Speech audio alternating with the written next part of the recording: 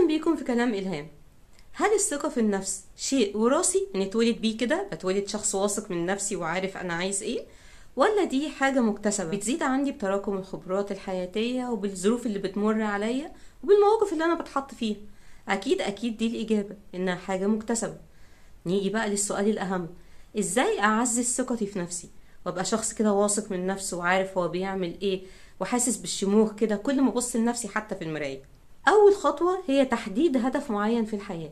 لما بكون محددة هدف معين ليا وماشية علشان أحقق الهدف ده، خطواتي في تحقيق الهدف هي دي خطواتي في تعزيز ثقتي في نفسي، لأن كل ما بعمل نجاح معين ولو حتى صغنن ده بيرفع ثقتي في نفسي سنة، لحد ما في خلال الخطوات دي ولحد ما أوصل لهدفي بكون وصلت لقمة ثقتي في نفسي. 2.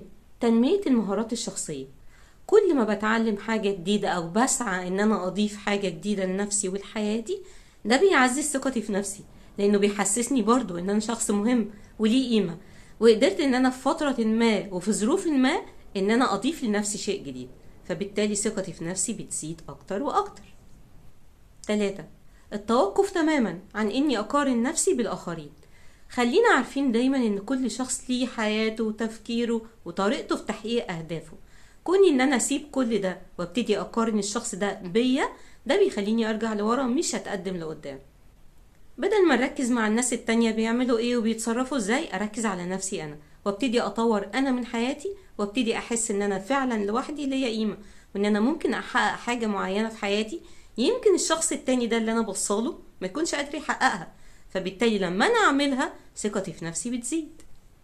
4. التخلص تماما من الافكار السلبية ونحولها لافكار ايجابيه. دايما لما تقابلنا مشكله ما بنركزش على المشكله، لان ده هيقلل ثقتنا في نفسنا، احنا بنركز على الحلول بتاعه المشكله وازاي نوصل للحل ده في اقل وقت ممكن. قدرتنا على حل المشكله بتعزز تماما ثقتنا في نفسنا. 5. الاهتمام بالنفس. طول ما انا بهتم بنفسي، حاسه ان انا بلبس كويس، بتصرف بشكل لائق، بتكلم بشكل كويس، ده بيعزز ثقتي في نفسي، لان الشخص اللي مش مهتم بنفسه دايما نظرته سلبيه لنفسه، لكن الشخص اللي مهتم بصحته مثلا، بتمارينه، باللايف ستايل بتاعه، ده شخص دايما بيحس ان هو حاجة كده كويسة، يعني حتى تلاقيه في طريقته في الكلام مع الناس واثق من نفسه كده وعارف ان هو كل حاجة فيه حلوة، طريقته، شكله، لبسه، كل حاجة فيه كويسة، فبالتالي اكيد عنده ثقة عالية في نفسه.